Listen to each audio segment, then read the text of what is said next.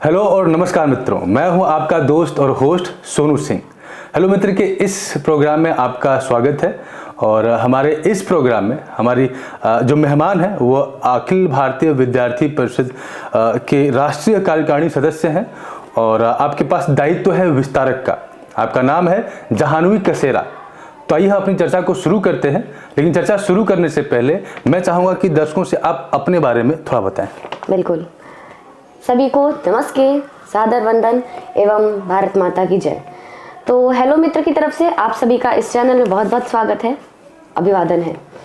तो जैसा कि आपको बताया इन्होंने कि मैं जाह्नवी कसेरा हूँ, अखिल भारतीय विद्यार्थी परिषद में राष्ट्रीय कार्यकारिणी सदस्य ऐसा दायित्व है और मैं विस्तारक की भूमिका में कार्य कर रही हूँ। जैसा कि मुझे लगता है सभी को पता होगा, विस्तारक एक होता है फुल टाइमर, पूर्णकालिक कार्यकर्ता, जो कि वसुधैव कुटुंबकम की भावना को लेकर के आगे बढ़ता है।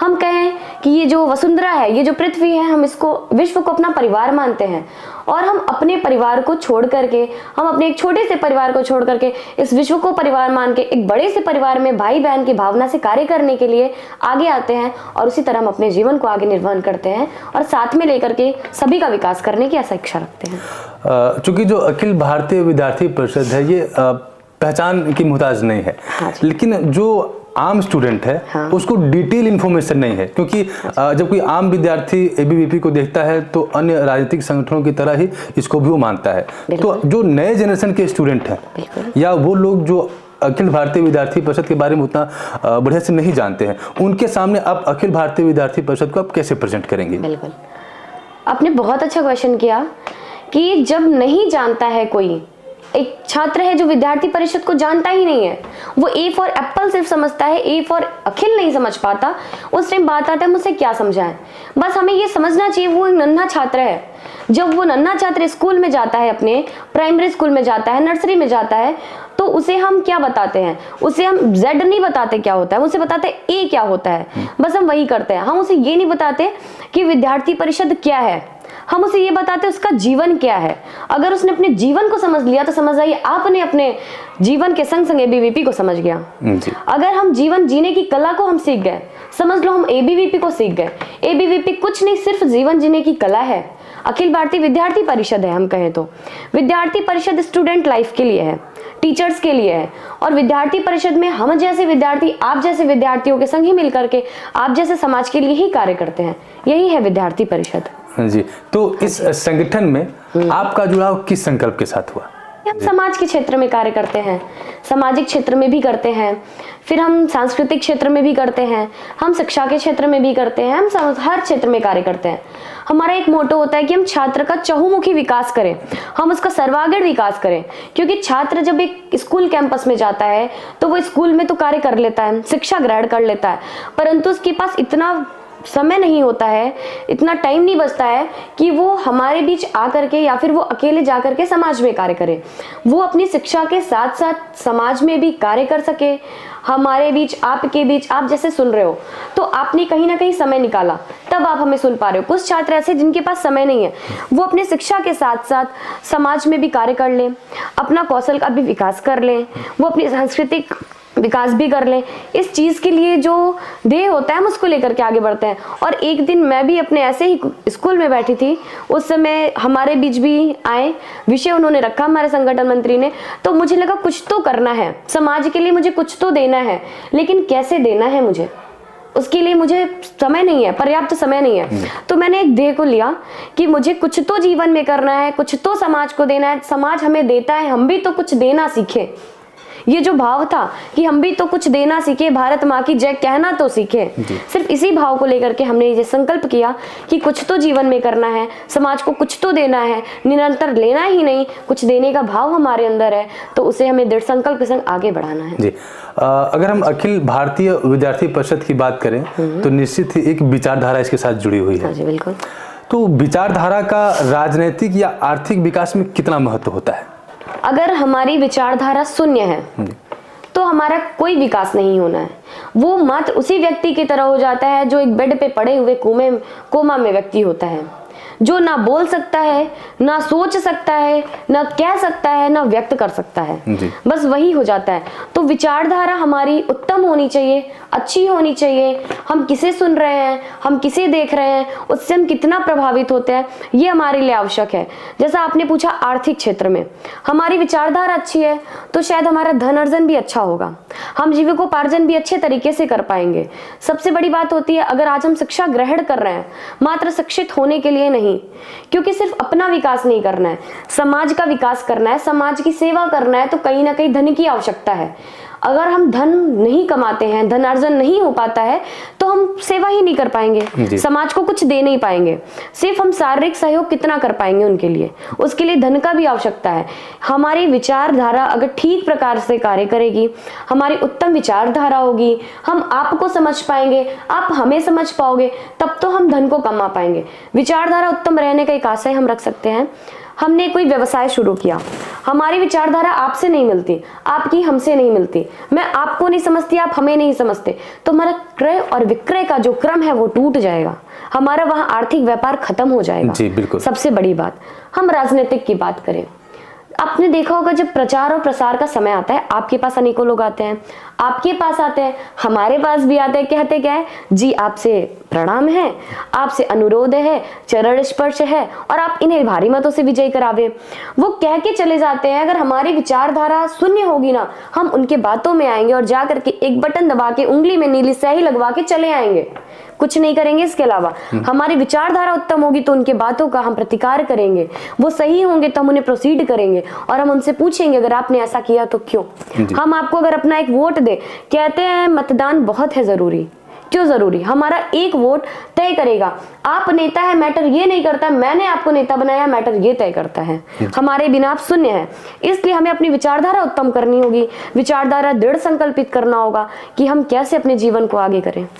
अगर एबीवीपी के बारे में बात करें तो कुछ आपने बातें बताई जो बहुत अच्छी हैं, लेकिन जो इसकी चर्चा है, जो इसका नाम है, अक्सर विवादों में रहता है। और अगर हम दिल्ली पहुंचे, जो देश की राजधानी है, खासतौर से जेएनयू, चुनाव होते हैं और बहुत कई बार कंट्रोवर्सी भी हो जाती है और आरोप लगता है कि जो एबीवीपी है वो एक राजनीतिक संगठन को या राजनीतिक पार्टी को वो सपोर्ट करती है और शायद जगह को पोलराइज करते हैं, जो स्टूडेंट का जो माहौल है वो भी बिगाड़ते हैं। तो इस बात से आप कहाँ तक सहमत है और इसके ऊपर आप क्या जवाब देना चाहेंगे? विवादों में घिरा रहना, मैं तो चाहती हूँ हम हमेशा विवादों में हम एबीवीपी वाले घिरे रहें। क्यों? बात उन्हीं की होती है जिनमें कोई बात होती है। आपने भी जाना होगा, आपने भी सुना होगा, अगर विवाद है यानी कुछ तो वाद है, तब तो विवाद है। जिनमें कोई बात है उन्हीं की बात है। अगर हम आज हमारी बात ही नहीं हो रही है तो क्यों नहीं हो रही है, यानी हमें कोई बात नहीं है, हमारे बात करने के हम लायक नहीं है। सोचो, जब विरोधी हमारे सामने बैठे हो या विरोधी हमारे पीठ पीछे हो, सभा तो उनका है, महफिल उनकी है, चर्चे हमारे हैं। किस काम का उनका महफिल जहां चर्चे ही हमारे चल रहे हो। फिर हम कहते हैं विवादों में घिरा रहना। ठीक है, हमने अगर कुछ अच्छा किया है तो ही विवाद में घिरे रहेंगे। जो हवन करेगा ही नहीं उसके हाथ जलेंगे कैसे? हमने नेक किया है काम, तब तो लोग हमारे विरोध में हैं। जिस दिन से आपका विरोध शुरू हो जाए, आप समझ जाओ आप विकास के मार्ग पे हो। अगर हमारा आपका इनका विरोध हो रहा है तो आप समझ जाओ आप अच्छा कर रहे हो।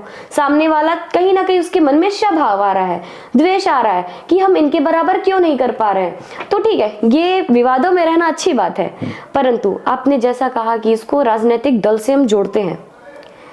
अगर हम अपने पिताजी का नाम बताते हैं तो है कि मैं अपने पिताजी की पुत्री हूँ। आप बताते हो या आपके पिताजी हैं, ठीक है, आप उनके पुत्र हो। वैसे ही अगर हम ये नहीं कहते हैं कि हम किसी राजनीतिक दल के हैं तो आप तो किसी के संग भी जोड़ दोगे नाम जी। अगर कोई कुत्ता रोड पे जा रहा है, कोई पशु जा रहा है और हम नहीं जानते वो पशु किसके घर का है, वो जिसके घर की रोटी खाएगा हम कह देंगे वो उसके घर का है, लेकिन ये उसके घर का होता नहीं है। वैसे ही है कि बहुत सारे राजनीतिक दल ऐसे हैं, मैं विशेष नाम नहीं लेना चाहूंगी क्योंकि हम राजनीतिक दल से उठ करके काम करते हैं। तो बहुत सारे ऐसे राजनीतिक दल हैं जो अपने अनेक संगठन बना रखा है, जिन्होंने जो संगठन है उन्होंने चुनाव भी लड़ा रखा है, ठीक है। परंतु विद्यार्थी परिषद ऐसा है जिसकी स्थापना 9 जुलाई 1949 में हुआ, रजिस्ट्रेशन के साथ हुआ, जिसका किसी राजनीतिक दल के संग नहीं समावेश होता है। विचारधारा एक हो सकती है परंतु हम उनके संग मिलकर काम नहीं करते हैं। अगर वो गलत है, छात्रों के हित में कार्य नहीं करते, हम उनका भी विरोध करते हैं। उस पर भी हम पे उंगली उठाई जाती है कि अपने ही विचारधारों का विरोध करते हैं। तो हम क्या करते हैं, हम गलत का विरोध करते हैं, विचारधारा का विरोध नहीं करते। हम राजनीतिक विशेष दल का विरोध नहीं करते हैं, हम छात्रों के जीवन के संग खिलवाड़ होगा हम उसका विरोध करेंगे, जो आपके संग गलत करेगा हम उसका विरोध करेंगे। रही बात जैसे सब राजनीतिक दलों ने अपना संगठन बना रखा है, तो आप जिस भी राजनीतिक दल को देखो जिसने संगठन नहीं बना रखा है, विद्यार्थी परिषद ने किसी के संग समावेशन नहीं किया है, तो हम उसके संग नाम जोड़ देते हैं। जिसका कोई नहीं उसका तो प्रभु है, तो ठीक है ऐसे लोग जोड़ देते हैं, ऐसा कोई विशेष ऐसा नहीं है। अगर आपको कुछ विशेष जानकारी चाहिए आप गूगल पे जाना, मात्र ABVP लिखना, आप देखोगे। और 9 जुलाई 1949 में इसका स्थापना हुआ, इसका रजिस्ट्रेशन हुआ। जब हमारा संविधान बन रहा था उस संविधान में महती भूमिका थी उसकी। हमारे भारत का राष्ट्रीय ध्वज क्या होना चाहिए, हमारे भारत में इंडिया होना चाहिए, भारत नाम होना चाहिए, हमारा संविधान हिंदी भाषा में होना चाहिए, अंग्रेजी भाषा में। इसमें विद्यार्थी परिषद ने बहुत बड़ा योगदान दिया है, तब जाके आज उस योगदान के कारण वो अखिल भारतीय विद्यार्थी परिषद बना है। आप इसकी गहन जानकारी गूगल से ले सकते हो, यूट्यूब से बराबर ले सकते हो आप जी। जो आज का जो जनरेशन है स्टूडेंट का और उसका जो काम करने का तरीका है, अगर काम की बात करें तो उनकी जो पढ़ाई या चीज़ों को सीखने और समझने का तरीका, उसके ऊपर आपकी संगठनात्मक यानी आपकी जो विचारधारा है उसके हिसाब से आपकी क्या राय है? ठीक है, कितने वो अपने सीधे लाइन पे चलते हैं, अपने लेगेसी को या एक तरह से कहें कल्चर को फॉलो करते हैं, कितने भटके हुए हैं? भटके तो है, वास्तविकता है, और भटके हैं इसलिए हम राह पे ला रहे हैं उन्हें जी। ऐसा नहीं है कि मात्र हम उन्हें राह पे ला सकते हैं या आप ला सकते हो। कहीं ना कहीं बीच बीच में सारा व्यक्ति भटक सकता है, क्योंकि हम सभी मनुष्य हैं और गलती करना स्वाभाविक है उनका। इसलिए हमारे ABVP में, अखिल भारतीय विद्यार्थी परिषद में, विद्यार्थी के संग संग हम शिक्षकों को लाते हैं साथ में जी। क्योंकि उनका जो अनुभव होता है, उनकी जो कार्यशैली होती है, उनका कहीं ना कहीं हमसे बहुत ऊपर होता है। शिक्षकों को हम गुरु की भूमिका में रखते हैं, हम गुरु का दर्जा देते हैं। क्यों? क्योंकि जब गुरु शब्द हम बोलते हैं तो गुरु का शब्द ही बहुत भारी होता है। गुरु का एक, अगर हम शाब्दिक अर्थ देखें, उसका शाब्दिक अर्थ ही क्या होता है, बहुत भारी होता है। भारी बोले तो गहन होता है, गहराइयों में जाकर के वो विषय को समझ सकते हैं, और जब हम अपने पथभ्रमित होते हैं तो हमको उस पथ पे लाते हैं जी।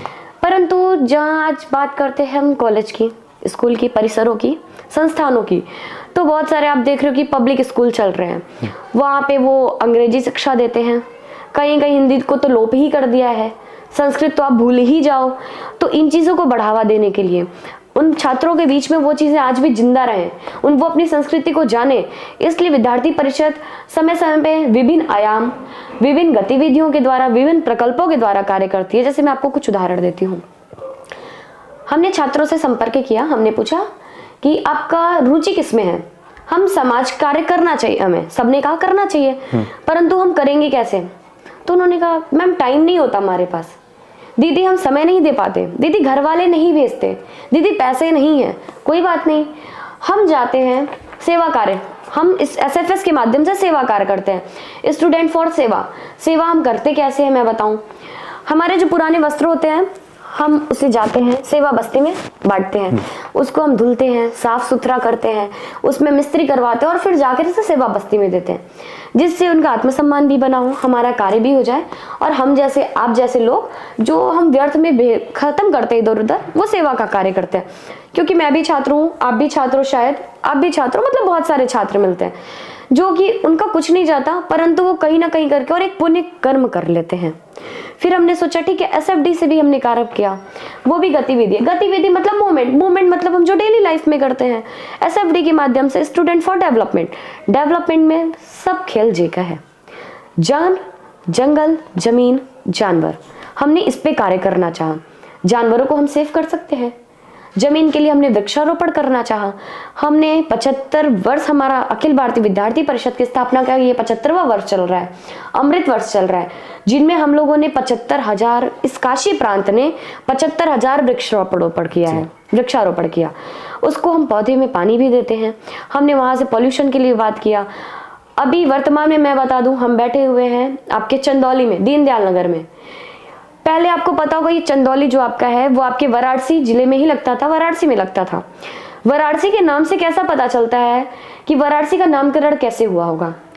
2 नदियों से, वरुणा और असी। वरुणा और असी ये 2 नदियों से मिलकर वाराणसी का उद्गम हुआ। दोनों नदियों के बीच में बसता है। हमने एक इस समय अभियान लिया है असी नदी को, असी नदी के विकास के लिए, पुनरुत्थान के लिए। आप लोगों को पता होगा असी नदी का कार्य कितना लंबा था, कितने लंबे क्षेत्र में वो फैली हुई थी, परंतु पॉल्यूशन की वजह से, कूड़ा करकट की वजह से, इतनी अनियमितताएं हैं हमारे वास्तविक जीवन में, सामाजिक जीवन में डेली के, वो प्रदूषित होती गई।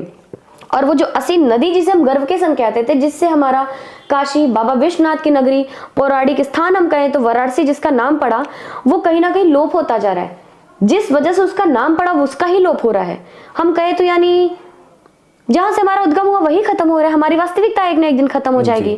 हम वाराणसी शब्द का मूल अर्थ ही भूल चुके होंगे।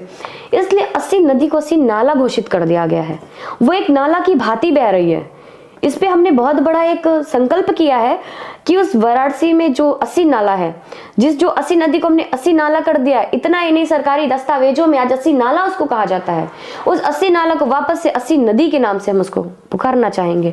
इसके लिए हमने एक अभियान लिया है, एक संकल्प लिया है, और इसके लिए हम लोगों ने राज्यपाल को, महामहिम जी को हमने ज्ञापन भी सौंपा है। इस पे हम कार्य कर रहे हैं निरंतर।